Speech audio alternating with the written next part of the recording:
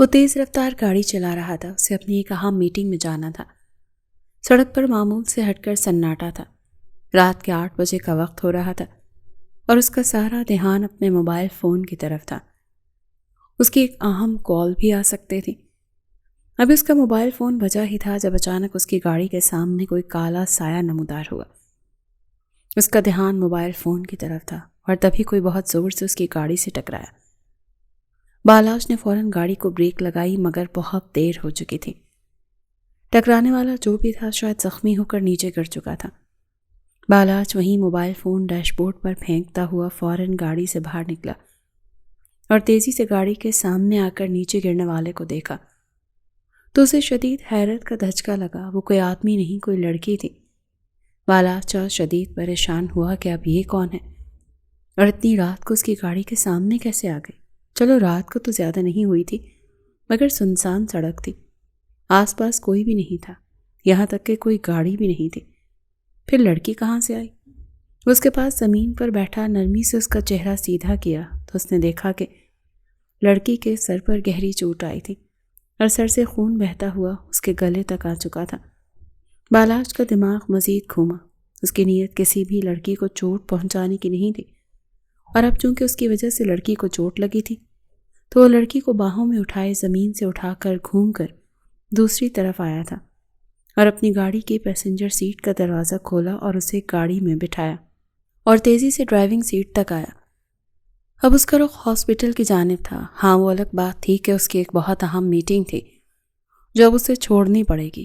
آدھے گھنٹے بعد وہ ہاسپٹل کے کوریڈور میں چکر کاٹ رہا تھا اور اندر ڈاکٹر لڑکی کا علاج کر رہے تھے۔ اب وہ اسے کیسے چھوڑ کر نہیں جا سکتا تھا۔ وہ جب اپنی سوچوں میں الجھا ہوا تھا، ڈاکٹر کی آواز نے اسے اپنی طرف متوجہ کیا۔ مسٹر بالاج۔ بالاج نے چہرہ موڑے ڈاکٹر کو دیکھا۔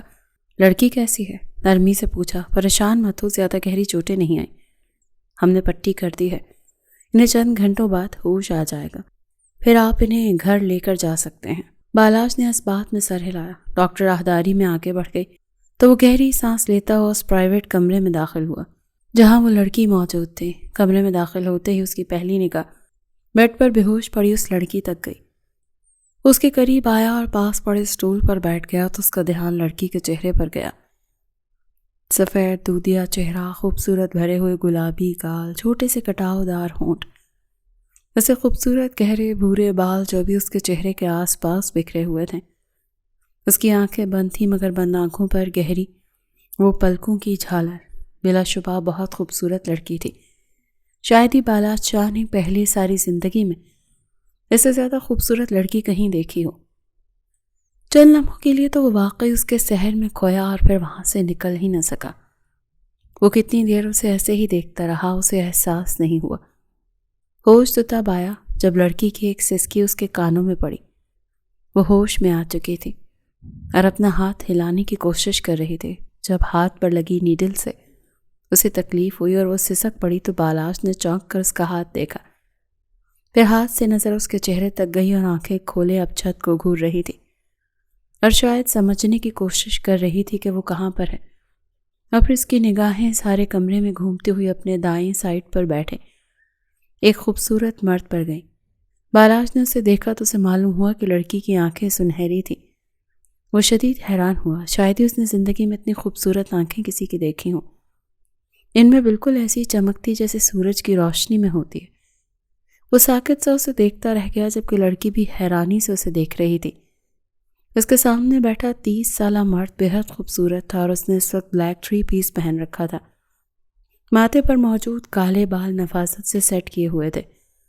اس کی کانچ جیسی سبز آنکھیں اسے مزید وجیح بنا رہی تھیں۔ 6 فٹ سے نکلتا قد، چوڑی جسامت، مضبوط سینہ، ہلکی بیئرڈ اور تیکھے نقوش، بلا شبہ وہ بہت ہینڈسم مرد تھا۔ دونوں ایک دوسرے کو حیرت سے دیکھ رہے تھے۔ بالاج نے بہت مشکل سے خود پر قابو پایا اور خود کو ڈپٹا کہ وہ ایسا کیوں کر رہا ہے۔ پھر وہ لڑکی کی جانب متوجہ ہوا۔ نام کیا ہے تمہارا؟ نرمی سے پوچھا۔ ہیزل۔ اس کے لب پھڑ پھڑائے۔ بالاج نے سمجھنے والے انداز میں سر ہلایا۔ تم اچانک میری گاڑی کے سامنے آ گئی تھی، رات کے اس پہر سنسان سڑک پر کیا کر رہی تھی؟ بالاج کے اس سوال پر وہ خاموش رہی۔ جبکہ وہ حیرانگی سے اسے دیکھتا رہا، شاید وہ اس کی خاموشی کی توقع نہیں کر رہا تھا۔ اچھا خیر، وہ سمجھ گیا تھا، شاید وہ بتانا نہیں چاہتے تھے۔ اپنے گھر والوں کا ایڈریس یا فون نمبر دے دو، میں انہیں کال کر دوں تاکہ وہ آ کر تمہیں لے جائیں۔ مجھے اپنے ایک اہم کام سے جانا تھا، مگر تمہاری وجہ سے میرا کام کافی لیٹ ہو چکا ہے۔ شاید اس کی خوبصورتی سے نظریں چراتے ادھر ادھر دیکھ رہا تھا، وہ بس یہاں سے بھاگ جانا چاہتا تھا، مگر اس کے سوال پر ہیزل کی آنکھوں میں بہت تیزی سے نمی اکٹھی ہوئی۔ وہ کتنی ہی دیر کچھ نہیں بولی تو بالاش نے چہرہ اٹھائے اسے دیکھا۔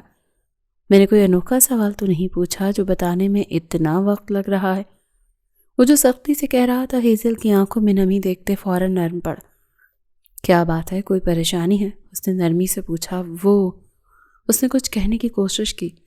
جو بھی بات ہے تم کہہ سکتی ہو، کوئی کچھ نہیں کہے گا۔ کوئی پریشانی ہے تو مجھے بتاؤ، میں تمہارا مسئلہ حل کر دوں گا۔ اسے لڑکی سے شدید ہمدردی ہوئی۔ میرا اس دنیا میں کوئی بھی نہیں ہے، نہ ہی میرا کوئی گھر ہے، کیا آپ مجھے دارالامان چھوڑ دیں گے؟ اس نے بہت بے بسی سے پوچھا۔ کسی نے بالاش کا دل مٹھی میں دبوچ لیا۔ کیا؟ وہ جانتا نہیں تھا کہ دارالامان کے کیا حالات ہیں، اور وہاں پر لڑکیاں محفوظ ہونے کے باوجود بھی محفوظ نہیں ہوتی۔ کوئی تو ہوگا پورے شہر میں، کوئی دور پار کا رشتہ دار۔ تمہارے والدین کہاں ہیں؟ بالاش نے ماتھا مسلتے ہوئے کچھ پریشانی سے پوچھا۔ میرے والدین چند سال پہلے ایکسیڈنٹ میں موت ہو گئی تھی۔ ان کی موت کے بعد میری پھپھو نے ان کی ساری جائیداد اپنے نام لگوا لی۔ مجبوراً انہیں مجھے اپنے ساتھ رکھنا پڑا، مگر پھپھو کے بیٹے نے جب ان سے کہا کہ وہ مجھ سے شادی کرنا چاہتے ہیں تو انہیں بہت غصہ آیا، کیونکہ وہ مجھے کبھی بھی اپنی بہو نہیں بنانا چاہتی تھی۔ انہیں لگتا ہے کہ شاید میں نے ان کے بیٹے کو اپنی خوبصورتی کے جال میں پھانس کر شادی کرنے کا کہا ہے، حالانکہ میں نے تو انہیں اپنا بھائی سمجھتی ہوں، مگر کسی نے میری بات پر یقین نہیں کیا اور پھپھو نے مجھے گھر سے نکال دیا۔ میرے پاس کوئی ٹھکانہ نہیں ہے، میں بس سڑک پر جا رہی تھی جب غلطی سے آپ کی گاڑی سے ٹکرا گئی۔ پھپھو ہی میرا واحد سہارا تھی، مگر اب وہ مجھے اپنے ساتھ رکھنا نہیں چاہتی، اسی لیے میں دارالامان چلی جاؤں گی، بس آپ مجھے وہاں چھوڑ دیں۔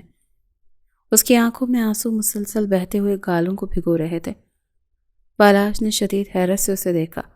وہ 22-23 سالہ خوبصورت اور بے حد معصوم لڑکی تھی۔ کیا وہ اسے دارالامان چھوڑ سکتا تھا؟ ہاں شاید، دماغ کہتا کہ چھوڑ دو، مگر اس دل کا کیا کرتا جو پہلی نظر میں ہی اس لڑکی پر فدا ہو چکا تھا؟ وہ ایسا انسان نہیں تھا کہ کسی بھی راہ چلتی لڑکی پر فدا ہو جائے، مگر اس لڑکی کی پرسنالٹی میں کچھ تو تھا جس نے بالاش شاہ کو اس کا اسیر کر دیا تھا۔ وہ کچھ دیر خاموشی سے اسے دیکھتا رہا، پھر اس کے لب پڑپڑائے۔ میرے ساتھ میرے گھر چلو گی؟ ہیزل نے حیرت اور بے یقینی سے اسے دیکھا۔ کیا آپ کے گھر میں؟ مگر کیسے جا سکتی ہوں؟ وہ شدید ڈسٹرب نظر آ رہی تھی۔ جب تک تمہارے رہنے کا کوئی بندوبست نہیں ہو جاتا تب تک تم میرے گھر میں مہمان کی حیثیت سے رہ سکتی ہو، اور پریشان ہونے کی ضرورت نہیں ہے، وہاں تم مکمل محفوظ رہو گی، کسی بھی قسم کی ٹینشن لینے کی بھی ضرورت نہیں ہے۔ ہیزل خاموشی سے اسے دیکھتی رہی، اسے کچھ سمجھ نہیں آ رہی تھی کہ اس سے کیا جواب دینا چاہیے، مگر بالاش نے اسے یقین دلایا کہ وہاں پر اسے کوئی پریشانی نہیں ہوگی، تو وہ مان گئی۔ ویسے بھی اس کے پاس کوئی ٹھکانہ تو تھا نہیں رہنے کو، اسے ہاسپٹل سے ڈسچارج کر دیا گیا تھا، اس کے گھٹنے پر بھی چوٹ آئی تھی، اسی لیے اسے ابھی چلنے میں تھوڑی سی پریشانی ہو رہی تھی۔ تو بالاش نے آگے بڑھتے اس کا ایک ہاتھ اپنے ہاتھ میں لیتے اسے سہارا دے کر بیڈ سے اٹھایا، اور اب وہ اس کے سہارے چلتی ہوئی کمرے سے باہر جا رہی تھی۔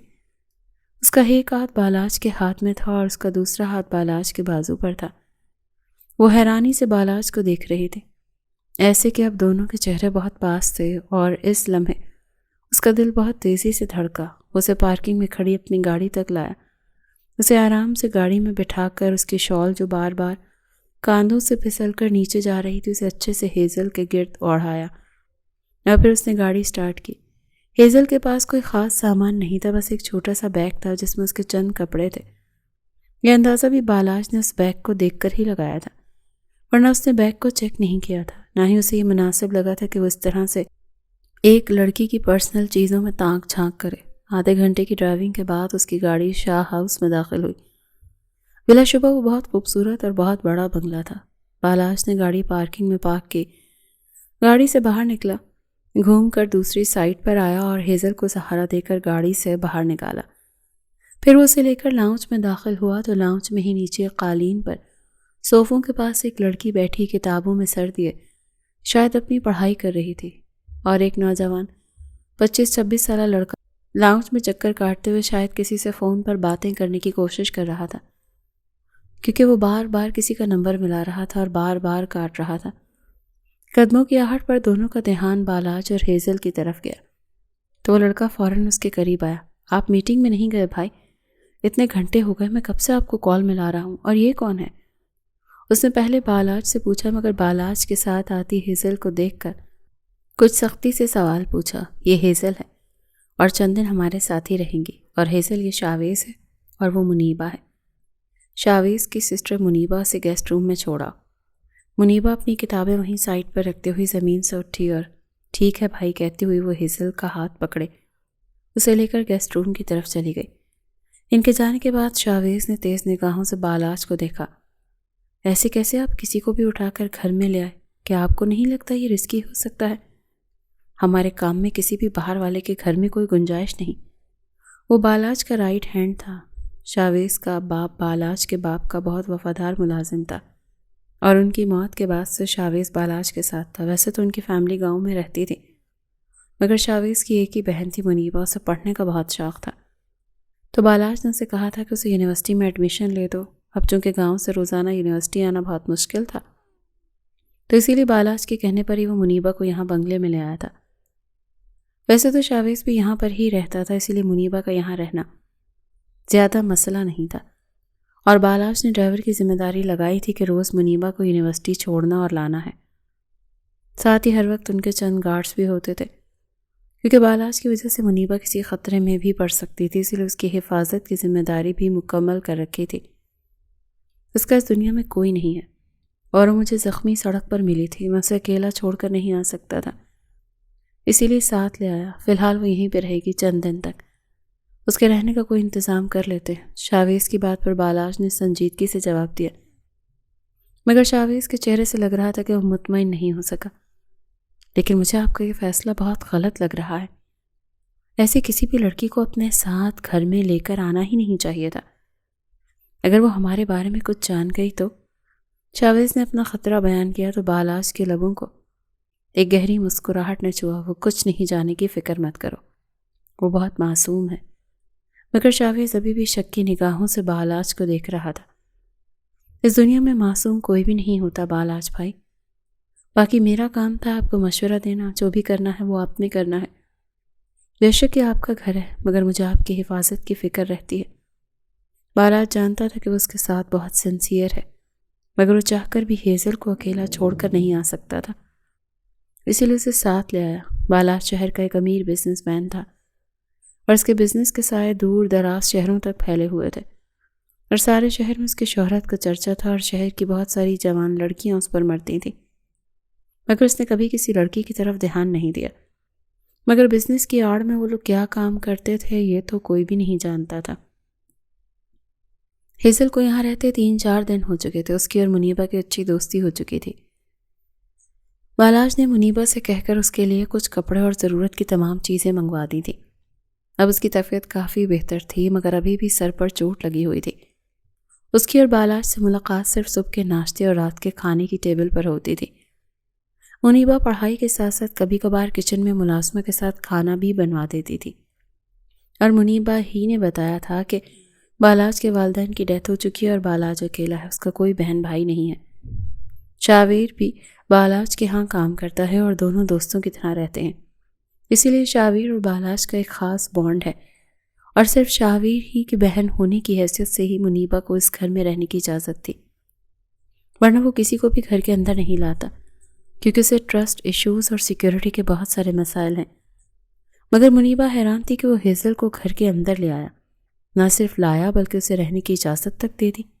اس پر تو ہیزل بھی حیران تھی، مگر وہ نہیں جانتی تھی کہ بالاج شاہ کے دماغ میں کیا چل رہا ہے۔ لیکن اب چونکہ آہستہ آہستہ اس کی طبیعت بہتر ہو رہی تھی، اسی لیے وہ دوپہر کو منیبا کے یونیورسٹی آنے کے بعد کچن میں آ جاتی اور منیبا کے ساتھ کچن میں کام وغیرہ کروا دیتی، جبکہ منیبا حیران تھی کہ ہیزل اتنی اچھی کوکنگ کرتی ہے۔ شاید اسے امید نہیں تھی کہ ہیزل اتنے اچھے کھانے بنا سکتی ہے۔ ہیزل نے اسے بتایا تھا کہ اسے کھانا وغیرہ بنانا اس کی ماما نے بہت سالوں پہلے سکھانا شروع کر دیا تھا، کیونکہ وہ لوگ غریب گھر سے تعلق رکھتے تھے اور اس کی ماں چاہتی تھی کہ وہ ایک پرفیکٹ لڑکی بنے جسے ہر کام آتا ہو۔ اور واقعی آج وہ پرفیکٹ لڑکی تھی۔ یہ دوپہر کا وقت تھا۔ آج منیبا ابھی تک نہیں آئی تھی، مگر ہیزل کمرے میں بیٹھی بور ہو رہی تھی، اسی لیے کچن میں آ گئی تاکہ کھانا وغیرہ بنا سکے۔ وہ زیادہ وقت بنا کسی کام کے نہیں رہ سکتی تھی، اسے فارغ بیٹھنا وقت کا ضیاع لگتا تھا، اسی لیے اسے کمرے میں بیٹھنا برداشت نہیں ہوا تو باہر نکل آئی۔ وہ جو کچن میں کھڑی اپنے دھیان میں سبزیاں کاٹ رہی تھی، بالاج کا کچن میں داخل ہونا نوٹ نہ کر سکی۔ وہ جو اپنے دھیان میں کچن میں داخل ہوا، حیرت سے ہیزل کو کچن میں دیکھا۔ وہ اپنے دھیان سے کھڑی سبزیاں کاٹ رہی تھی۔ اس کی پشت بالاج کی طرف تھی، اس کے خوبصورت لمبے بال اس کی کمر پر بکھرے ہوئے تھے۔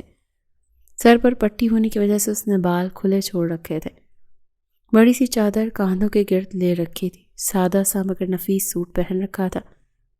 بالاج آج دوپہر میں ہی گھر آ گیا تھا۔ وہ اپنی ایک اہم فائل لینے کے لیے آیا تھا، مگر پھر اسٹڈی میں چلا گیا۔ وہاں پر بیٹھ کر کچھ کام کرنے لگا، مگر اسے اس وقت شدید کافی کی طلب ہو رہی تھی، اسی لیے وہ کچن میں آیا تھا کہ منیبا سے کہہ کر بنوا لے گا، مگر وہ بھول گیا کہ منیبا ابھی یونیورسٹی سے آئی ہی نہیں ہوگی، اور منیبا کی جگہ کچن میں ہیزل کو دیکھ کر وہ کچھ حیران بھی ہوا تھا۔ ہیزل جو اپنے دھیان میں کام کر رہی تھی، اسے ایسا محسوس ہوا جیسے کوئی اسے بہت دیر سے اور بہت گہری نظروں سے دیکھ رہا ہے۔ کسی کی گہری نظروں کی تپش محسوس کرتے ہوئے اس نے چہرہ موڑے پیچھے دیکھا تو اس کے بالکل پیچھے بالاج کھڑا تھا۔ وہ کچھ جھجک گئی۔ آپ کو کچھ چاہیے تھا کیا؟ اس نے بالاج کو کچن کی دہلیز میں کھڑے دیکھ کر پوچھا تو اس کی آواز سے بالاج ہوش میں آیا، پھر اس بات میں سر ہلایا۔ ہاں، وہ بس کافی پینی تھی، بنا دو گی؟ نرمی سے پوچھا، نہ جانے اسے کافی بنانی آتی بھی تھی یا نہیں۔ جی میں بنا دیتی ہوں، ہیزل نے ادب سے کہتے ہوئے جلدی سے کافی کا سامان نکالا۔ بالاج وہیں دروازے میں ٹیک لگائے کھڑا اسے بہت ہی انہماک سے دیکھ رہا تھا، اور ہیزل ان کی نظروں سے گھبرا رہی تھی، مگر پھر بھی خاموشی سے کھڑی وہ کافی پھینٹنے لگی۔ بالاج کی نگاہ کبھی اس کے چہرے پر جا رہی تھی، کبھی اس کے ہاتھوں کی حرکت پر۔ اسے امید نہیں تھی کہ وہ اتنی اچھی کافی بنا سکتی ہے، کیونکہ وہ کافی مہارت سے کافی پھینٹ رہی تھی۔ لگتا ہے بہت مہارت ہے کافی بنانے میں، پہلے بھی بنا چکی ہو کافی؟ اس نے اچانک سے سوال کیا، اور ہیزل کے چہرے کا رنگ پلوں میں بدلا تھا۔ ہاں، وہ پھپھو کے گھر میں کبھی کبھی پھپھا کے لیے اور ان کے بیٹے کے لیے بناتی تھی، تو بس بنانی آتی ہے، اس نے مختصر الفاظ میں بتایا تو بالاج نے سمجھنے والے انداز میں سر ہلایا۔ اس نے کافی بنا کر بالاج کے سامنے شیلف پر کپ رکھا تو بالاج نے کپ اٹھا لیا۔ اس کے کپ اٹھانے کے بعد ہیزل دوبارہ سبزیاں کاٹنے لگی۔ وہ وہیں کھڑا دروازے میں ہی کافی پیتے ہوئے اسے دیکھتا رہا۔ اس کی نگاہوں سے ہیزل کنفیوز ہو رہی تھی، کیونکہ وہ اتنی بھی بچی نہیں تھی کہ یہ بھی نہ سمجھ پاتی کہ سامنے والا اسے کن نگاہوں سے دیکھ رہا ہے۔ ہاں، وہ جانتی تھی کہ بالاج کی نگاہوں میں کوئی بری انٹینشن نہیں ہے، مگر وہ یہ بھی سمجھ سکتی تھی کہ وہ اسے کن نگاہوں سے دیکھ رہا ہے۔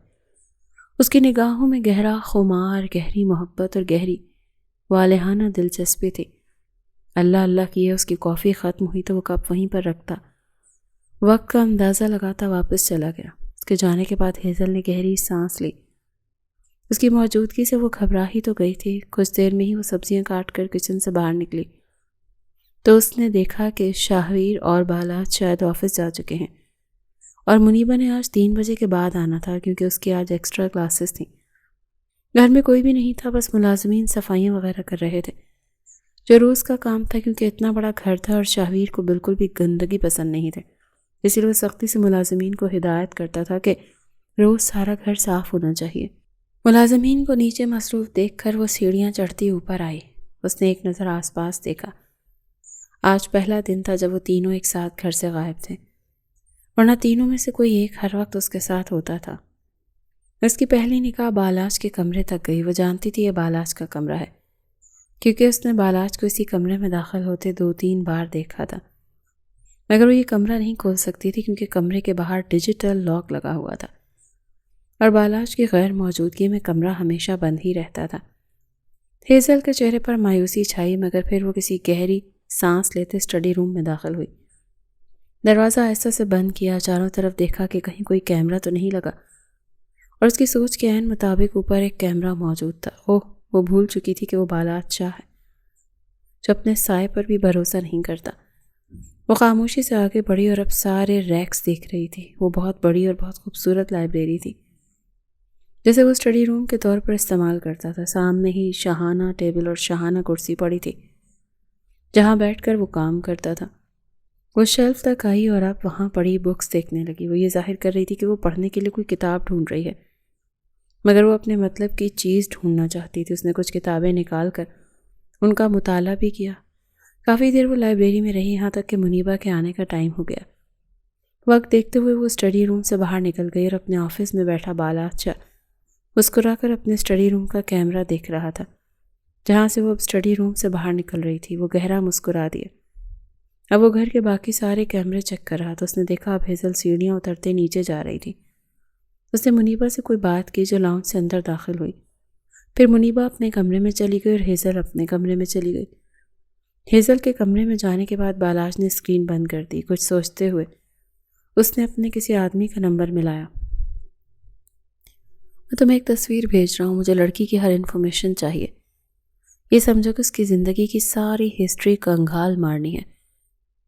کہاں پیدا ہوئی، کہاں رہی، کہاں پلی بڑی، ہر ایک چیز جاننا چاہتا ہوں میں۔ اتنا کہتے ہوئے اس نے ہیزل کی ایک تصویر اس نمبر پر بھیجی۔ محبت اپنی جگہ، مگر اعتماد تو میں اپنے سائے پر بھی نہیں کرتا ہیزل۔ پھر تم تو ایک چلتی پھرتی خوبصورت قیامت ہو، ایک ایسا خوبصورت دھوکہ جو بالادشاہ کو قابو کر سکتا ہے۔ جبکہ دوسری طرف شاہ ہاؤس میں موجود ہیزل گیسٹ روم میں داخل ہونے کے بعد دروازہ اندر سے لاک کرتی واش روم میں آئی اور وہاں واش بیسن کے نیچے بنے کیبنٹ کھولے اور سامان الٹ پلٹ کے اس نے اپنا چھپایا ہوا موبائل باہر نکالا۔ اسے آن کیا۔ وہ چھوٹا سا کی پیڈ موبائل تھا جو کوئی بھی ٹریس نہیں کر سکتا تھا۔ موبائل آن کرنے کے بعد اس نے اپنے مطلوبہ نمبر پر کال ملائی۔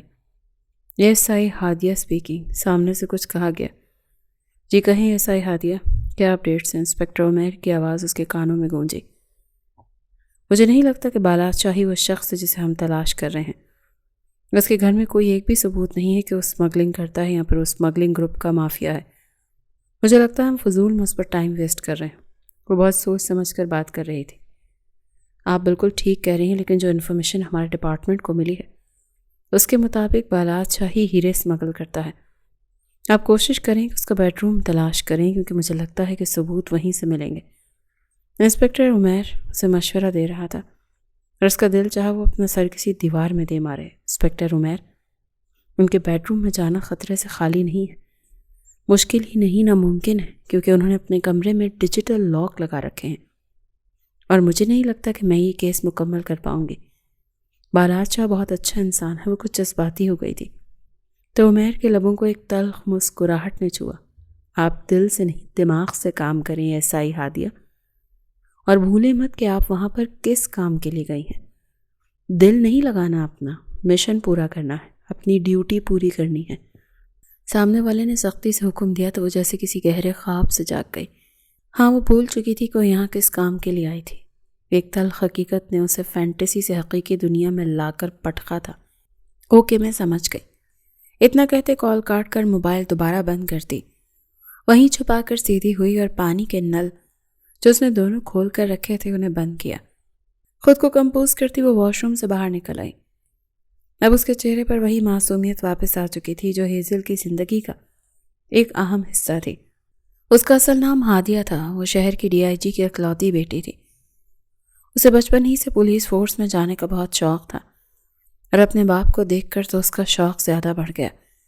بالآخر 20 سال کی عمر میں وہ بہترین آفیسر بن چکی تھی اور اب اس کا مشن بالادشاہ تھا۔ اسے بالادشاہ کے گھر کے ایک مشن کے لیے بھیجا گیا تھا۔ اس کا بالادشاہ سے سڑک پر ٹکرانا، وہ سب کچھ ایک ڈرامہ تھا۔ خود کو چوٹ پہنچا کر اپنی معصومیت سے بالادشاہ کا دل جیتنا تاکہ اسے اپنے گھر میں لے کر آئے، کیونکہ وہ سب جانتے تھے کہ بالاج کسی پر بھی بھروسہ نہیں کرتا، اسی لیے اسے ایموشنلی ویک کرنے کی کوشش کی گئی اور وہی ہوا۔ اس کی خوبصورتی میں اس قدر کھویا کہ اسے اپنے گھر لے آیا۔ وہ بالاج کو دھوکہ نہیں دینا چاہتی تھی، مگر وہ یہاں پر مجبور تھی۔ وہ اپنی پولیس کی نوکری کر رہی تھی کیونکہ پولیس والوں کو ایک ٹپ ملی تھی کہ شہر کا سب سے بڑا اسمگلر جو ہیرے اسمگل کرتا ہے وہ کوئی اور نہیں، بالادشاہ ہی ہے۔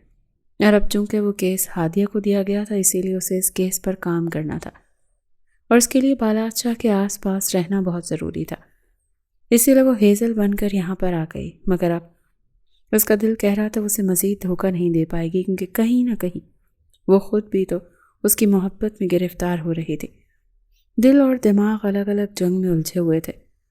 فرض یا محبت، کس کی ہوگی جیت، وہ خود نہیں جانتی تھی۔ وہ اس وقت اپنے آفس کی ایک بلڈنگ کے ٹیرس پر کھڑا تھا جب اس کا موبائل فون بج اٹھا۔ اس نے موبائل فون کان سے لگایا، کیونکہ جس خبر کا وہ اتنے دنوں سے انتظار کر رہا تھا وہ خبر اسے ملنے والی تھی۔ کیا پتہ چلا؟ سنجیدگی سے پوچھا، مگر جیسے جیسے سامنے والا اسے بتا رہا تھا ویسے ویسے بالاج کے چہرے کا رنگ بدل رہا تھا۔ آدھے گھنٹے بعد وہ گھر میں داخل ہو رہا تھا۔ ہیزل جو کچن میں موجود تھی، اس کے کانوں میں بالاج شاہ کی چنگھاڑتی ہوئی آواز پڑی تو اس نے حیرت سے کچن سے کھلتی لان کی جانب والی ونڈو سے باہر جھانک کر دیکھا تو وہ شاہویر سے کسی بات پر بحث کر رہا تھا اور شدید غصے میں تھا۔ وہ حیران تھی کہ وہ آج دوپہر کو ہی گھر آ گیا۔ کیا مطلب ہے تم لوگوں کا؟ مجھے کروڑوں کا نقصان کروا کر کہتے ہو غلطی سے ہو گیا؟ بالاج اس سے بات کرتے ہوئے غصے سے چیخ رہا تھا۔ وہ پریشان ہوتی جلدی سے کچن سے باہر نکلی اور پچھلے گارڈن میں آئی۔ ریلیکس بھائی، ہم جان لیں گے نقصان کس نے کیا۔ وہ بالاج کو ریلیکس کرنے لگا، جانتا تھا اس کا غصہ کیسا ہے۔ بالاج نے اگلے ہی پل اپنا موبائل پکڑے پوری قوت سے دیوار پر دے مارا۔ ریلیکس کر جاؤں؟ جانتے ہو نا وہ سامان میرے لیے کتنا اہم تھا۔ اس کی آنکھیں غصے اور وحشت کے مارے لال ہو گئی تھیں اور شاہویر ایک دم سہم کر پیچھے ہو گیا، اور ہیزل حیرانی سے اس شخص کا یہ روپ دیکھتی رہ گئی۔ اس نے پہلی بار بالاج کو اتنے غصے میں دیکھا تھا۔ وہ غصے سے اپنے کمرے میں چلا گیا اور اگلے 10 منٹ بعد ان دونوں نے کھڑکی سے دیکھا۔ وہ کمرے کے وسط میں کھڑا تھا اور پنچنگ بیگ پر مکے مارے جا رہا تھا۔ اس نے ہاتھوں میں کوئی بھی گلوز نہیں پہن رکھے تو اس کے ہاتھوں سے خون نکلتا جا رہا تھا۔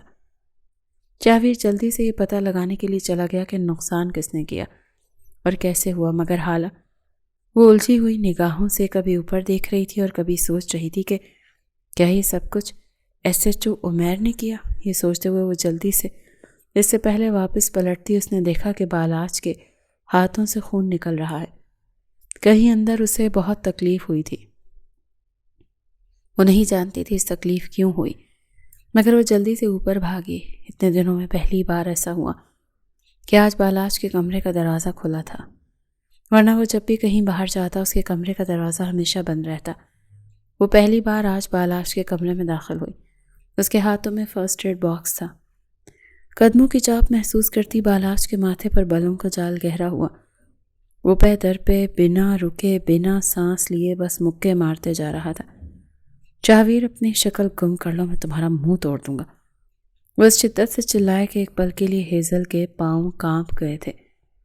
جب دوسری جانب سے کچھ نہیں کہا گیا تو وہ حیرت سے پلٹا اور اپنے سامنے ہیزل کو کھڑے دیکھتے ہوئے حیران ہوا۔ تم یہاں کیا کر رہی ہو؟ وہ آج سارے لحاظ بالائے طاق رکھتا ہوا چلایا۔ پہلی بار ہادیہ کو کسی مرد کے لہجے سے خوف آیا تھا۔ وہ آپ کے دونوں ہاتھوں سے خون نکل رہا ہے، پٹی کروا لیں۔ وہ بہت مشکل سے پھنسی پھنسی سانسوں کے دوران بول پائی، ہیزل یہاں سے جاؤ۔ وہ بہت تحمل سے بولا، پلیز پٹی کروا لیں، آپ کے ہاتھوں سے بہت خون بہہ رہا ہے۔ اس نے اپنے دونوں ہاتھ زخمی کر لیے تھے، نہ جانے اس نے اپنا غصہ کیوں اپنے ہی ہاتھوں پر نکالا۔ میں نے کہا دفع ہو جاؤ یہاں سے۔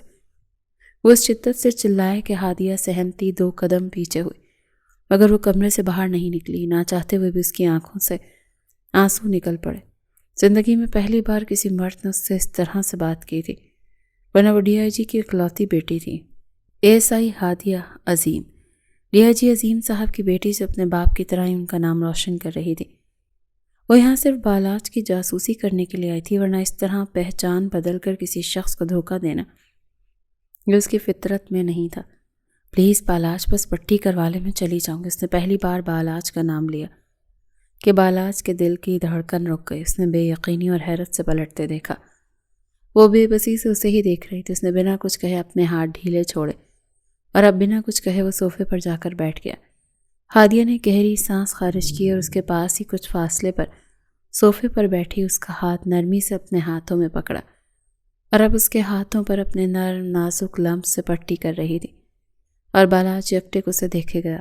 وہ بہت خوبصورت تھی اور قریب سے دیکھنے پر تو بہت زیادہ ہی خوبصورت لگتی تھی۔ اس نے آج پہلی بار غور کیا تھا کہ اس نے ناک میں چھوٹی سی باریک سی چاندی کی نوز پن بھی پہنی ہوئی تھی۔ وہ حیران ہوا، اس کے چہرے پر وہ بہت سج رہی تھی۔ اتنا غصہ کون کرتا ہے؟ اپنی ہی چیزوں کا نقصان کر رہے ہیں، اس نے ڈرتے ہوئے کہا۔ اس سے پہلے بالاج اپنا ہاتھ کھینچتا، وہ اس کے ہاتھ پر پکڑ سخت کر گئی۔ پلیز، میں کچھ نہیں کہتی، بس مجھے تو آپ کا احساس ہے۔ وہ نہیں جانتی اس کے لبوں سے فقرہ کب، کیوں اور کیسے ادا ہوا، بس وہ کہہ گئی۔ بالاج حیران ہوا۔ اور تمہیں میرا احساس کیوں ہے؟ اس نے ہیزل کو دیکھتے ہوئے پوچھا۔ آپ نے مجھے پناہ دی۔ جب ساری دنیا نے مجھ سے رخ پھیر لیا تو صرف آپ ایک واحد تھے جنہوں نے مجھے یہ چھت دی۔ میں نہیں جانتی آپ کا کیا نقصان ہوا ہے، اگر دل کرے تو بتا دیں، ورنہ آپ کی مرضی، لیکن اس طرح اپنے آپ کو تکلیف مت پہنچائیں۔ نقصان کی بھرپائی ہو جاتی ہے، لیکن خود پر آئے زخم بھرنے میں وقت لگتا ہے۔ اس کے لہجے کی نرمی تھی کہ بالاج کی آنکھوں سے نہ چاہتے ہوئے بھی نمی چھلک پڑی۔ وہ سامان نہیں تھا، وہ بچوں کی امیدیں تھیں۔ بالآخر وہ شکستہ لہجے میں بولا تھا۔ وہ حیران ہوئی، کیسی امیدیں؟ نہ چاہتے ہوئے بھی وہ پوچھ گئی۔ بالاج وہی صوفے کی پشت سے ٹیک لگائے بیٹھا اور اب بے بسی سے اپنے دونوں ہاتھوں کو دیکھ رہا تھا۔ میں بہت چھوٹا تھا جب میرے والد کا انتقال ہو گیا۔ میرے تدیال والوں نے مجھے اور میری والدہ کو رکھنے سے انکار کر دیا۔ انہوں نے کہا کہ ان سے ہمارا خرچہ نہیں اٹھایا جاتا۔ میری ماں کے پیچھے کوئی نہیں تھا جہاں میری ماں مجھے لے کر چلی جاتی۔ انہوں نے میری ماں کو اتنا مجبور کیا کہ ہمیں وہ گھر چھوڑنا پڑا۔ تب میں بہت چھوٹا تھا، 7-8 سال کا۔ اس عمر میں کیا ہی کر سکتا تھا؟ اپنی ماں کے لیے کچھ کرنا چاہتا تھا، جذبہ تھا، مگر تب ہمت نہیں تھی، اوقات نہیں تھی۔ میری ماں نے ایک کمرے پر مشتمل چھوٹا سا ایک کرائے کا گھر لیا اور وہ ایک اسکول میں نوکری کرنے لگی۔ مجھے کھلانے کے لیے انہوں نے اپنے ہاتھوں سے محنت کی، لیکن صرف 2 سال تک یہ چل سکا۔ میری ماں کی موت ہو گئی۔ ماں کی موت کے بعد تو ایسا لگتا تھا جیسے میری دنیا ہی ختم ہو گئی۔ اکیلا رہ گیا۔ ایک بھلا شخص مجھے یتیم خانے چھوڑ گیا۔ میں نے وہاں پر ایسے ایسے حالات دیکھے، میں تمہیں بتا نہیں سکتا۔ ہیزل، یتیم خانے میں بچے کس طرح رولتے ہیں بس میں ہی جانتا ہوں۔ وہ لوگ بچوں کی تسکری کرنے لگتے تھے۔ میں اپنے 2 دوستوں کے ساتھ وہاں سے بھاگ گیا۔ اس کے بعد ہم لوگ ہمیشہ کے لیے لندن چلے گئے۔ خیر، وہ بہت لمبی کہانی ہے۔ لندن جانا بھی پہاڑ سر کرنے کے برابر تھا۔ ہم لوگوں نے چھوٹی عمروں میں بہت محنت کی۔ لندن جانے کے بعد میں وہاں پر نوکری کرنے لگا۔ ساتھ ساتھ مجھے ڈائمنڈ کی جولری بنانے کا بھی بہت شوق تھا۔ میں نے یہ کام سیکھا اور پھر واپس پاکستان آ گیا۔ بظاہر اس دنیا کو لگتا ہے کہ میں ڈائمنڈ اسمگل کرتا ہوں، لیکن میں صرف ڈائمنڈ اس شخص سے چھینتا ہوں جس کی وجہ سے میں اور میرے جیسے بہت سارے بچے یتیم خانوں میں محفوظ نہیں ہیں۔ ان کی جانیں محفوظ نہیں ہیں، وہ وہاں بھوکے رہتے ہیں۔ 5 سال پہلے جب میں نے پہلی بار اپنے بزنس کی بنیاد رکھی تو میں نے ایک یتیم خانہ بنایا تھا، اور ہر سال میں وہاں پر بچوں کے لیے بہت ساری چیزیں لاتا ہوں۔ ان کے لیے اچھے اچھے کپڑے، کھانے کی چیزیں، راشن، ان کے سونے کے لیے بہترین انتظام، ان کے کھیلنے کے لیے کھلونے، ان کی تفریح کے لیے بہترین ڈیوائسز۔ اس ٹرک میں وہی سامان آ رہا تھا جو اس سال میں نے اس یتیم خانے میں پہنچانا تھا۔ میں نہیں جانتا کہ کس پولیس والے نے مخبری کی، کیسے لوگوں کو پتہ چلا، مگر ریڈ پڑنے کی صورت میں وہ سارا ٹرک جل کر خاک ہو گیا۔ وہ نقصان کروڑوں کا تھا۔ مجھے اس کے لیے دکھ نہیں ہو رہا، وہ نقصان ان بچوں کا ہوا۔ مجھے اس لیے دکھ ہو رہا ہے۔ کاش مجھے ایک بار پتہ چل جائے کہ وہ کس نے کیا ہے۔ میں سچ میں اس شخص کو جان سے مار دوں گا۔ آج مجھے زندگی میں پہلی بار پولیس والوں سے نفرت ہو رہی ہے۔ میرا پولیس والوں سے کوئی ذاتی بیر نہیں تھا، لیکن اب دل چاہ رہا ہے کہ بس ایک بار کوئی پولیس والا سامنے آئے، اس کی جان لے لوں۔ میں نے سالوں پولیس والوں کے لیے خفیہ طور پر کام کیا ہے۔ نہ جانے میں نے کتنے بچوں کی تسکری کرنے والے ریکٹس کو پولیس کے حوالے کروایا بنا اپنا نام بتائے۔ میں اپنے ملک کی پولیس کے لیے خفیہ انڈر کور کاپ کی طرح کام کر رہا ہوں، اور یہاں پر ان لوگوں نے میرے ان بچوں سے ان کی خوشیاں چھین لی۔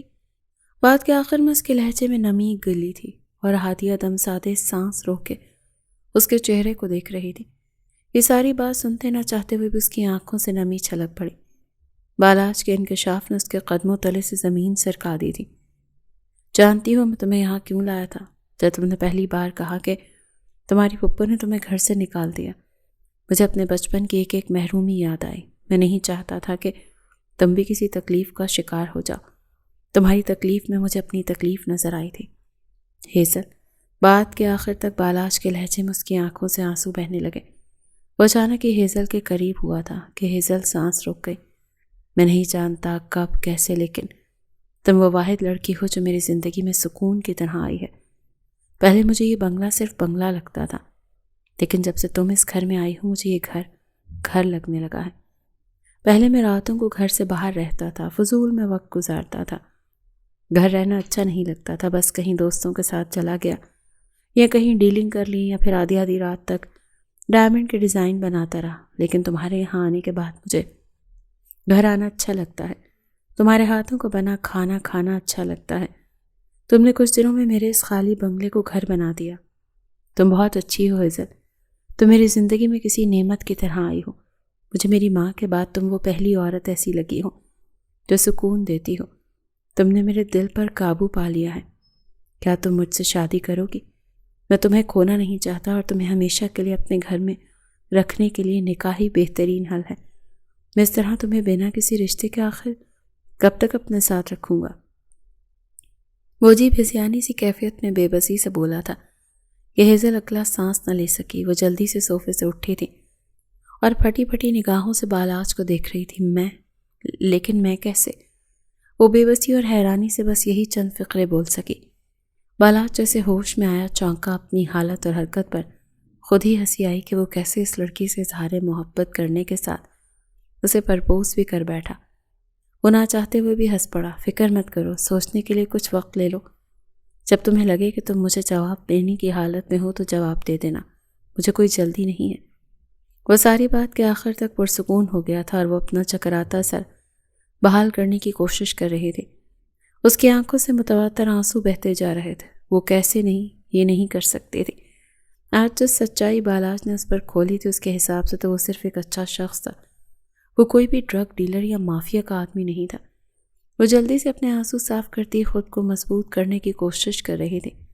میں کروں گی آپ سے نکاح، اس نے اتنی ہی تیزی سے کہا تھا کہ بالاج نے حیرانی سے چہرہ اٹھائے اسے دیکھا جو اس کے سامنے کھڑی تھی۔ وہ فوراً صوفے سے اٹھ کھڑا ہوا۔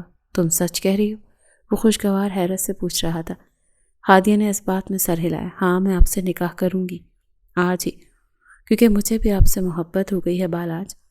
اس نے بنا کسی شرم کے صاف صاف کہہ دیا تھا اور اس کے اظہار پر بالاج کے لبوں کو ایک گہری خوبصورت مسکراہٹ نے چھوا۔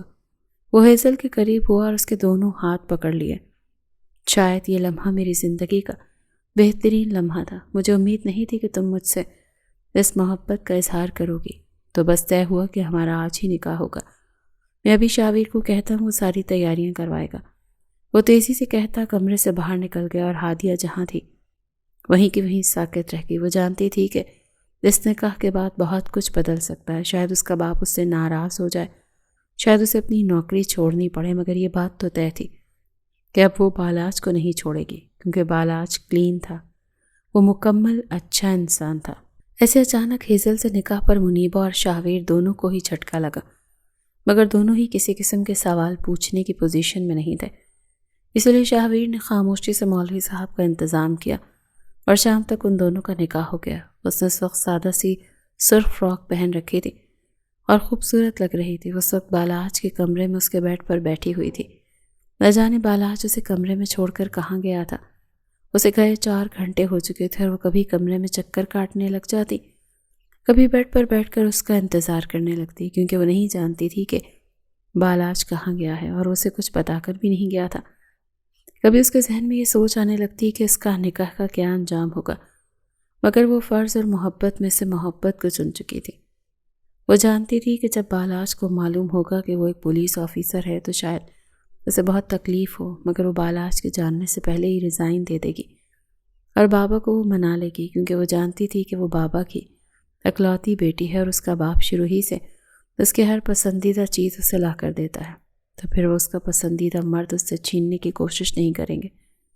یہ سب سوچتے ہوئے وہ شیشے کے سامنے جا کر کھڑی ہوئی اور اب خود کو حیرت سے دیکھ رہی تھی۔ واقعی وہ اتنی خوبصورت تھی کہ بالاج جیسا شخص اس پر مر مٹے۔ ہاں، آئینے نے کہا، واقعی تم بہت خوبصورت ہو۔ یہ سوچتے ہوئے اس کے لبوں پر ہلکی سی مسکراہٹ ابھری تھی۔ اپنی سوچوں میں اتنی الجھی ہوئی تھی کہ بالاج کے کمرے میں داخل ہونا بھی محسوس نہ کر سکی۔ بالاج اسے شیشے کے سامنے کھڑا مسکراتا ہوا دیکھ کر اس کے قریب آیا اور اسے پیچھے سے اپنے حصار میں لے لیا۔ اس کے لمس سے حیضل اپنی سوچوں سے باہر نکلی۔ اس نے چونک کر بالاج کی طرف دیکھا، پھر ہلکا سا مسکرا دی۔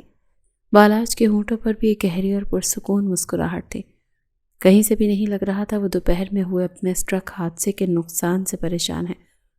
ایسا لگ رہا تھا جیسے اس کی قربت میں وہ ہر چیز بھول چکا ہے۔ اس نے ہادیہ کے بال اس کے کاندھے سے ہٹا کر وہاں اس کی گردن پر لب رکھے۔ اس کے لمس پر ہادیہ نے گھبراتے ہوئے آنکھیں بند کر لی۔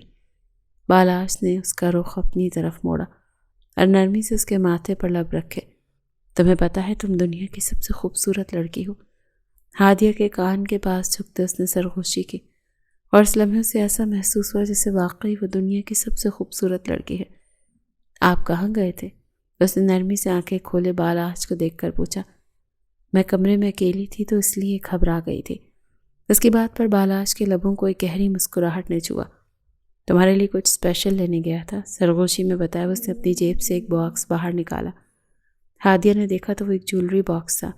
وہ اب اسے کھول رہا تھا اور اس میں بہت خوبصورت، بہت نفیس ڈائمنڈ کا پینڈنٹ تھا۔ یہ تمہاری منہ دکھائی۔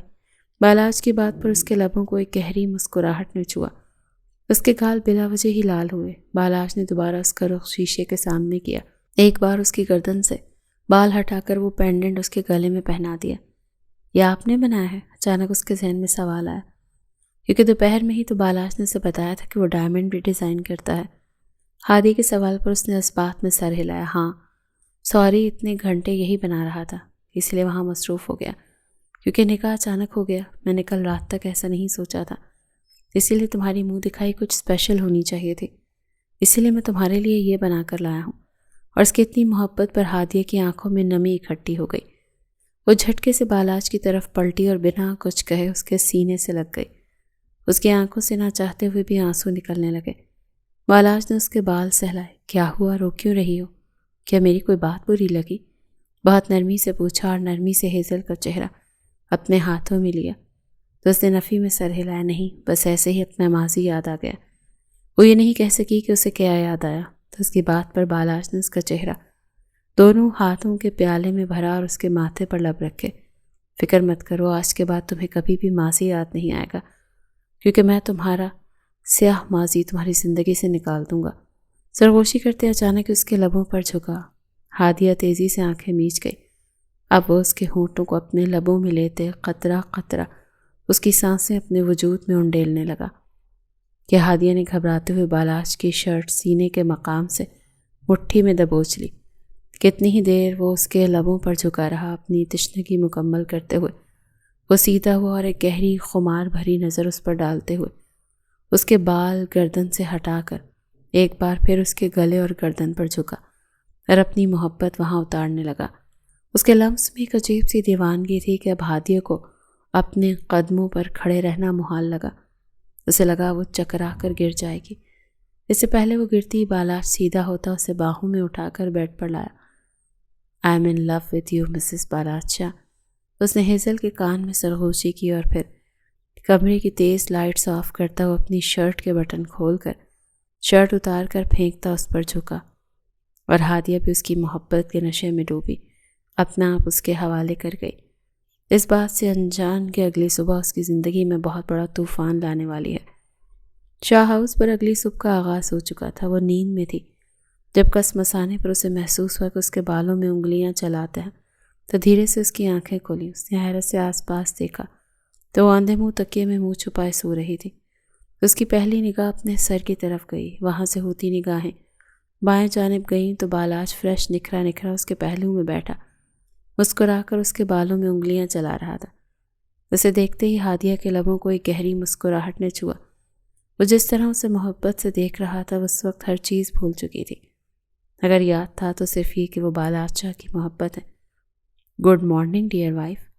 بالاج نے مسکرا کر اس کے گال پر ہاتھ رکھا، اس کے ماتھے پر لب رکھے۔ ہادیہ کو اپنے وجود میں گہرے سکون کا احساس ہوا۔ نئی زندگی کی نئی صبح بہت مبارک ہو۔ اس کے دونوں گالوں پر لب رکھ رہا تھا، پھر پیچھے ہوا۔ چلو جلدی اٹھو، فریش ہو جاؤ، پھر تمہارے لیے ایک بہت اسپیشل سرپرائز ہے۔ اس نے مسکرا کر سرگوشی کی اور ہادیہ کے بال سنوارے تو وہ بنا کچھ کہے بیڈ سے اٹھی اور واش روم میں چلی گئی۔ آدھے گھنٹے بعد وہ بلیک فراک میں فریش ہوتی واش روم سے باہر آئی۔ تب اس نے دیکھا کہ بالاج ابھی تک بیڈ پر اسی جگہ بیٹھا سکون سے موبائل چلا رہا تھا۔ وہ شیشے کے سامنے آ کر کھڑی ہوئی اپنے بال خشک کرتی وہ بیڈ پر बालाज के पास आई। जब बालाज उसे देखकर बेड से उठा, हादिया को उम्मीद थी कि उसे कोई अच्छा सा सरप्राइज़ देगा या शायद किसी नए तरीके से मोहब्बत का इजहार करेगा। बालाज के लबों पर एक गहरी मुस्कुराहट थे। वो मुस्कुराता उसके करीब आया, उसकी कमर में हाथ डालकर उसे अपने करीब खींचा कि हादिया उसके चौड़े सीने से टकराई। उसके नम बालों से अभी भी शैम्पू की भीनी भीनी खुशबू आ रही थी। बालाज ने उसके बालों में मुंह छुपाया, गहरी सांस ली। उसके वजूद से अपनी खुशबू उठती हुई महसूस कर सकता था। फिर वो सीधा हुआ। अब उसकी मुस्कुराहट फीकी पड़ चुकी। तुमने वैसे मुझे अपने वालिदैन के बारे में क्या बताया था? उनकी डेथ कैसे हुई थी? बालाज ने अचानक ऐसा सवाल पूछा कि हादिया की मुस्कुराहट सिमट गई। वो उनकी एक एक्सीडेंट में डेथ हुई थी। मगर आप क्यों पूछ रहे हैं? हादिया ने जल्दी से संभलते हुए खुद को पुरसुकून किया। नहीं, बस ऐसे ही। चलो तुम्हें तुम्हारा सरप्राइज दिखाता हूँ। बालाज ने उसके कान में सरगोशी करते हुए अपनी जेब से अपना मोबाइल निकाला और स्क्रीन पर चंद क्लिक्स करने के बाद हादिया को मज़ीद अपने करीब खींचा और अपने मोबाइल की स्क्रीन अचानक से उसके सामने कर दी। कितनी प्यारी फ़ोटो है ना? सरगोशी कर रहा था। उसकी आवाज़ बेहद नर्म थी, मगर जैसे ही हादिया की निगाह मोबाइल फ़ोन की तस्वीर तक गई तो उसके चेहरे का रंग उड़ गया। वो उसके और उसके बाबा की तस्वीर थी। इसमें वो अपने घर के लाउंज में अपने बाबा के पास सोफे पर बैठी उनके गले से लाड से लगी हुई थी और फरमाइश कर रही थी। और ये फ़ोटो चंद दिन पहले की थी। मगर ये फ़ोटो बालाज के पास कैसे आई? इसका मतलब उसने हादिया के घर के कैमरे हैक किए। उसके चेहरे के रंग ऐसे उड़े जैसे चेहरे पर किसी ने सफ़ेद पेंट फेर दिया हो। उसे ऐसे महसूस हुआ जैसे उसके कदमों तले से ज़मीन सरक गई हो। मगर बालाज की पकड़ उसकी कमर पर मजबूत हुई। तुमने मुझे बताया नहीं डियर वाइफ कि तुम DIG सर को भी जानती हो? जहाँ तक मुझे मालूम हुआ है ये तो उनकी बेटी है। वैसे कितना अजीब इत्तेफाक है ना, तुम्हारी शक्ल उनकी बेटी से बहुत मिलती है। क्यों है सर? ठंडे ठार लहजे में सरगोशी कर रहा था, मगर अब हादिया महसूस कर सकती थी कि वो सरगोशी नहीं, वो उस पर तंज कर रहा था। उसने घबराते हुए चेहरा उठाकर बालाज को देखा तो उसकी आंखों में उसे अपने लिए सिर्फ नफरत दिखाई दी। नहीं नहीं हेज़ल नहीं, तुम्हारा नाम हेज़ल तो नहीं है ना? मुझे तो ASI हादिया कहना चाहिए। क्यों ऑफिसर, ठीक कह रहा हूँ ना मैं? अब उसके चेहरे के तासुरात सख्त हो रहे थे। इतना कहते उसने झटके से हादिया को छोड़ दिया। बालाज मुझे वजाहत का मौका दे। मैं उसने कुछ कहने की कोशिश की जब तेज़ी से बालाज ने उसका मुंह दबोच कर उसे दीवार के साथ लगाया। हादिया को अपने चेहरे पर शदीद तकलीफ का एहसास हुआ। तुम पर तरस खाकर मैं तुम्हें अपने घर लेकर आया। तुम्हें क्या लगा था कि तुम यहाँ पर जासूसी करने के लिए आओगी और मैं जान नहीं पाऊंगा कि तुम कौन हो?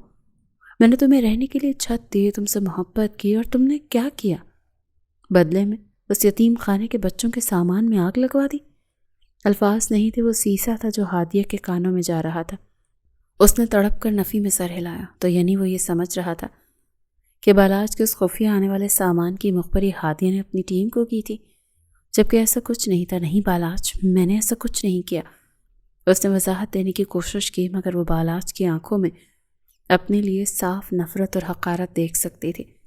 बालाज ने बिना कुछ कहे एक झटके से उसका जबड़ा छोड़ दिया और अब वो दीवार से चिपकी गहरे गहरे सांस ले रही थी। तुम्हारी सच्चाई तो मैं चंद दिन पहले ही जान चुका था, मगर तुम्हें सबक सिखाने का बेहतरीन तरीका जानती हो क्या था? बालाज उसके कान के पास झुका। जैसे तुमने मुझे अपनी मोहब्बत के जाल में फांस कर मुझे बेबस किया, ऐसे ही मैंने भी तुम्हें अपनी मोहब्बत के जाल में फांस कर बेबस किया। तुम्हारे साथ एक रात गुजारी और जानती हो अब क्या होगा? हादिया ने खौफ और घबराहट के मारे नफ़ी में सर हिलाया। नहीं बालाज। वो तड़प ही तो उठी थी और उसकी ये तड़प बालाज को कमज़ोर करने की कोशिश कर रही थी। वो बिना कुछ कहे उसे बाजू से दबोच कर कमरे से बाहर निकाला और उसे नीचे लाउंज में लाकर धक्का दिया। वो सीधी ज़मीन पर जा गिरी। शावीर तुम्हें तुम्हारे बाप के घर छोड़ आएगा, फिक्र मत करो, जल्द ही तुम्हें तलाक के कागजात मिल जाएंगे। वो बोला नहीं था, वो चीखा था। मुनीबा और शावीर शोर सुनकर कमरों से बाहर आ गए। हादिया ज़मीन से उठी और तेज़ी से बालाज के करीब हुई। खुदा की कसम बालाज, मैंने कुछ नहीं किया। हाँ मैं मानती हूँ मैं यहाँ पर पुलिस ऑफिसर बनकर आई थी, लेकिन मैंने कोई भी मुखबरी लीक नहीं की। मैं सच कह रही हूँ, मैंने सच में आपसे मोहब्बत की है। खुदा के वास्ते मेरा यकीन करें, मुझे कोई सज़ा ना दे, मगर प्लीज़ मुझे तलाक मत दें। उसकी हालत ऐसी थी जैसे वो भीख मांग रही हो। مگر بالاج کے چہرے کے تاثرات بتا رہے تھے کہ اسے ہادیہ کی باتوں سے کوئی فرق نہیں پڑا۔ چاہے اسے اس کے باپ کے گھر چھوڑ کر آنا اور اس کے باپ کو بتا کر آنا کہ بہت جلدی طلاق کے کاغذات میں بھجوا دوں گا۔ اب ڈی آئی جی صاحب کو پتہ چل گیا ہوگا کہ بالاج چاہ دھوکہ دینے والوں کے ساتھ کیسے ڈیل کرتا ہے، ان سے کیسے بدلہ لیتا ہے۔ اتنا کہتے وہ رکا نہیں اور گھر سے باہر نکل گیا اور پیچھے زمین پر بیٹھی ہادیہ روتی رہ گئی۔ منیبا نے کچھ افسوس سے جبکہ شاہویر نے کچھ نفرت سے اسے دیکھا۔ کتنی دیر وہ روتی رہی مگر بالاج ایسا گیا کہ واپس نہیں آیا۔ جب اس کی ہمت ختم ہو گئی تو اس نے فیصلہ کیا کہ وہ اس فساد کی جڑ کو ہی اپنی زندگی سے نکال دے گی۔ اسی لیے وہ خاموشی سے اٹھی، اپنے آنسو صاف کیے اور بنا کسی کی طرف دیکھے گھر سے باہر نکل گئی۔ بالاج شاہویر کی ذمہ داری لگا کر گیا تھا کہ وہ اسے اس کے گھر چھوڑا ہے۔ شاہویر نے پورچ میں سے رکا، میں آپ کو چھوڑ آتا ہوں۔ یہ آپ بھی اس صرف اس لیے کہہ رہا تھا کیونکہ وہ بالاج کے نکاح میں تھی۔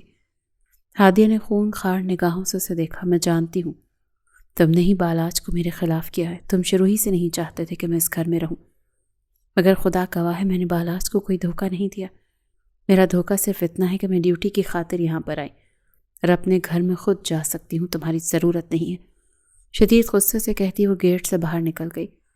بالاج اس دن کے بعد سے کہاں گیا کسی کو کوئی خبر نہیں تھی۔ وہ گھر نہیں آیا، وہ شہر تو کیا وہ پاکستان میں ہی نہیں تھا، وہ ملک سے باہر جا چکا تھا۔ شاید وہ اس دھوکے کو پروسیس کرنے کی کوشش کر رہا تھا۔ جو بھی تھا اس نے اس لڑکی پر اندھا اعتبار کیا تھا، اسے ٹوٹ کر محبت کی تھی، مگر وہ تو اسے جب پتہ چلا کہ وہ ڈی آئی جی کی بیٹی ہے اور ایک پولیس آفیسر ہے تو وہ تبھی سمجھ گیا کہ وہ اس کے گھر میں صرف جاسوسی کے لیے آئی ہے، اور یہ بھی جانتا تھا کہ ہادیہ ذاتی طور پر اسے دھوکہ نہیں دینا چاہتی تھی، مگر جو بھی تھا اسے دھوکہ ملا تھا اور وہ دھوکہ دینے والوں کے ساتھ ایسا ہی سلوک کرتا ہے۔ جبکہ دوسری طرف ہادیہ کی طبیعت کافی دنوں سے خراب تھی، اس کا رو رو کر برا حال تھا، بخار سے تپتی وہ اپنے کمرے میں بند تھی۔ اس کی بس ایک ہی ضد تھی کہ بالاج کو لے کر آئے، مجھے ان سے بات کرنی ہے۔ وہ بالاج کو اپنی بے گناہی کا یقین دلانا چاہتی تھی، مگر بالاج تو ملک میں ہی نہیں تھا۔ کافی دنوں بعد اس کی طبیعت ٹھیک ہوئی تو وہ پولیس اسٹیشن گئی، خاموشی سے بنا کسی بحث کے اپنا ریزگنیشن لیٹر دے کر آئی، کیونکہ وہ فیصلہ کر چکی تھی کہ وہ اب اس نوکری نہیں کرے گی۔ جبکہ ڈی آئی جی عظیم صاحب بالاج سے بات کرنا چاہتے تھے، بہت مشکلوں سے بالاج کی ایک ملاقات کے لیے مانا تھا۔ وہ آج کافی ہفتوں بعد پاکستان واپس آیا تھا اور اس وقت بالاج اور عظیم صاحب ایک ریسٹورانٹ میں بیٹھے ہوئے تھے، اور عظیم صاحب نے شروع سے لے کر آخر تک ہر ایک بات بتا دی کہ ہادیہ کا اس میں کوئی قصور نہیں تھا، ڈپارٹمنٹ نے ہی ہادیہ کو اس مشن پر بھیجا تھا اور ان کی بیٹی اس سے محبت کرتی ہے۔ وہ چاہتے تھے کہ بالاج ہر حال میں ہادیہ کو اپنا لے، کیونکہ وہ اپنی بیٹی کی حالت دیکھ کر بہت زیادہ ٹوٹ کر بکھر گئے تھے۔ بالاج نے خاموشی اور تحمل سے ان کی ساری باتیں سنی، مگر بنا کسی بات کے، بنا کوئی جواب دیے وہ ریسٹورنٹ سے باہر نکل گیا تھا۔ شاید وہ فیصلہ کرنا چاہتا تھا کہ اس نے ہادیہ سے ایسے بدلہ لے کر ٹھیک کیا یا پھر نہیں، اور آخر وہ اسے طلاق دے سکے گا۔ اس نے اپنا غصہ ٹھنڈا تو کر لیا، مگر کیا وہ اس کے بغیر رہ سکے گا؟ وہ ڈی آئی جی عظیم سے ملنے کے بعد سیدھا گھر آیا۔ ہادیہ کو جیسے ہی معلوم ہوا کہ بالاج پاکستان واپس آ گیا تو فوراً بالاج سے ملنے کے لیے اس کے گھر آ گئی۔ گارڈز نے اسے روکنے کی کوئی کوشش نہیں کی، کیونکہ وہ جانتے تھے کہ یہ لڑکی واحد ایسا چہرہ ہے جسے ان کے اپنے باس نے خود گھر میں آنے کی اجازت دے رکھی ہے۔ وہ جیسے ہی گیٹ سے اندر داخل ہوئی تو اس نے دیکھا بالاج ابھی ابھی اپنی گاڑی سے اترا تھا، شاید وہ بھی اس کے آنے سے ٹھیک 2 منٹ پہلے آیا تھا۔ اس سے پہلے کہ وہ اندر جاتا ہادیہ تیزی سے اس کے قریب آئی۔ بالاج میری بات سنیں پلیز۔ اس کی آواز پر بالاج نے چہرہ موڑے اسے دیکھا۔ یہاں کیوں آئی ہو؟ ہمت کیسے ہوئی میرے گھر میں داخل ہونے کی؟ وہ سختی سے پوچھ رہا تھا، مگر ہادیہ روتے ہوئے اس کے قریب ہوتی اس کے سینے سے لگ گئی۔ بالاج نے اسے پیچھے کیا، خود سے دور کرنا چاہا، مگر ہادیہ نے زور سے اس کی شرٹ کمر سے مٹھی میں دبوس لی تاکہ بالاج اسے دور نہ کر سکے۔ وہ الگ بات تھی کہ اگر بالاج چاہتا تو اسے خود سے دور کر سکتا تھا، مگر بالاج نے بس ایک بار کوشش کی، دوسری بار ہمت نہیں ہو سکی۔ کم بخت محبت بھی کتنی عجیب چیز ہوتی ہے، دھوکہ دینے کے بعد بھی محبت ہی رہتی ہے۔ آئی ایم سوری بالاج، خدا کی قسم میں نے آپ کو کوئی دھوکہ نہیں دیا، میں نے کوئی مخبری نہیں کی، میں نے کوئی انفارمیشن لیک نہیں کی۔ میں آپ کے گھر میں پولیس آفیسر بن کر ضرور آئی تھی، مگر وہ میرے مشن کا حصہ تھا، مجھے وہ ڈیوٹی دی گئی تھی، لیکن خدا کی قسم میں نے آپ کے گھر کی ایک بھی بات کہیں ڈپارٹمنٹ میں لیک نہیں کی۔ مجھے آپ سے محبت کب ہوئی، کیسے ہوئی میں نہیں جانتی، مگر خدا کے واسطے مجھے خود سے دور مت کریں، میں آپ کے بغیر نہیں رہ پاؤں گی۔ آپ مجھے کوئی بھی سزا سناتے میں آپ کے ہاتھوں مرنا قبول کر لوں گی، مگر آپ کے بغیر نہیں رہوں گی۔ وہ ہچکیوں سے رو رہی تھی۔ بالاج خاموش رہا۔ کچھ دیر بعد وہ خود پر قابو پاتی پیچھے ہوئے اور اپنے آنسو صاف کیے اور اپنے کوٹ کی جیب سے گن نکالی۔ وہ کوٹ پہن کر آئی تھی اور اس کے اندر گن ہوگی، یہ شاید بالاج کو نہیں معلوم تھا۔ یہ ہادیہ کی ہی گن تھی۔ اس نے وہ گن بالاج کے ہاتھ میں پکڑا کر اس کے ہاتھ پر رکھی۔ اگر آپ کو اب بھی لگتا ہے کہ میں دھوکے باز ہوں یا پھر آپ مجھ سے محبت نہیں کرتے، وہ نے کہا، وہ صرف آپ کا بدلہ تھا تو ٹھیک ہے، یہ گن ہے، اس میں موجود 6 کی 6 گولیاں میرے سر میں اتار دیں، میں آپ کے ہاتھوں خوشی خوشی مرنا قبول کروں گی، لیکن یہاں سے نہیں جاؤں گی، میں آپ کے بغیر نہیں رہوں گی۔ بالاج نے ایک نظر گن کو دیکھا، دوسری نظر ہادیہ کے چہرے پر ڈالی جہاں پر شدید سنجیدگی تھی، پھر اس نے گہری سانس لیتے ہوئے گن پکڑی۔ ہادیہ نے ایک ہاتھ سے بالاج کی شرٹ سینے سے پکڑی۔ بالاج نے گن کو الٹ پلٹ کیے دیکھا۔ میں آپ کی خاطر سب کچھ کر سکتی ہوں بالاج، میں نے پولیس فورس چھوڑ دی کیونکہ میں صرف آپ کی ہو کر رہنا چاہتی ہوں، آپ کی خاطر میں دنیا بھی چھوڑ سکتی ہوں، آپ کے ہاتھوں میں خوشی خوشی مرنا پسند کروں گی، مگر میں آخری بار آپ سے کہنا چاہتی ہوں کہ مجھے آپ سے بہت محبت ہے۔ اتنا کہتے اس نے اپنی آنکھیں سختی سے میچ لیں اور بالاج حیرت سے اسے دیکھتا رہ گیا۔ وہ یہ سمجھتی تھی کہ وہ اسے اپنے ہاتھوں سے مار دے گا۔ اسے ہادیہ کی سوچ پر افسوس ہوا۔ اس نے گن زمین پر پھینک دی اور بنا کچھ کہے ہادیہ کو اپنے قریب کیا اور اس کے گرد حصار بنا کر اسے اپنے سینے سے لگا لیا، کیونکہ اتنے ہفتوں کی جدائی کے بعد وہ اتنا تو جان چکا تھا کہ وہ اس لڑکی کے بغیر نہیں رہ سکتا۔ شاید وہ اس کی زندگی کی دوست تھی اور اس نے جتنا برا کرنا تھا، جتنی سزا دینی تھی، وہ اسے دے چکا تھا۔ آئی ایم سوری، بالاج نے اس کے گرد حصار مضبوط کرتے، اس کے ماتھے پر لب رکھتے صرف 3 لفظ کہے، اور ہادیہ کو ایسا محسوس ہوا جیسے کسی نے اس کے جسم میں سکون اتار دیا ہو۔ اس نے آنکھیں کھولیں، بالاج کو دیکھا، دونوں کی آنکھیں بھیگی ہوئی تھیں۔ پلیز آئندہ یہ مت کیجیے گا، مجھے خود سے دور مت کیجیے گا، ورنہ میں مر جاؤں گی۔ بالاج اس کے سینے میں مزید شدت سے چہرہ چھپاتی ہوئی وہ سرغوشی کر رہی تھی۔ کچھ نہیں ہوگا، میں تمہیں مرنے نہیں دے سکتا ہوں۔ کیا اب تم میرے ساتھ ہو؟ اب تم صرف میری ہو؟ بس چند الفاظ کا اظہار ہی کافی تھا۔ جذبات ہی سب کچھ کہنے کے لیے بہت تھے۔ کبھی کبھی انسان اپنی فیلنگز، اپنے جذبات الفاظ میں بیان نہیں کرتا، لیکن وہ جذبات اس کے اندر جلتی کہانی بیان کر دیتے ہیں۔ جیسا کہ ہادیہ اور بالاج کو ایک دوسرے کے الفاظ سے زیادہ ساتھ ہی کافی تھا۔ اب وہ ہادیہ کا ہاتھ پکڑے اسے اپنے ساتھ اندر لے کر جا رہا تھا۔ کہتے ہیں نا، جہاں محبت ہو وہاں تھوڑی سی دوری پیدا کرو۔ جب دوری پیدا ہوتی ہے تو محبت خود ہی بڑھ جاتی ہے، اور بالاج کو بھی چند دن اس سے دور رہ کر احساس ہو گیا تھا کہ وہ اسے کبھی نہیں چھوڑ سکتا۔ ہاں، وہ غصے میں کہہ چکا تھا کہ وہ اسے طلاق دے دے گا، لیکن اگر وہ اسے طلاق دے دیتا تو پھر شاید خود بھی زندہ نہ رہ پاتا۔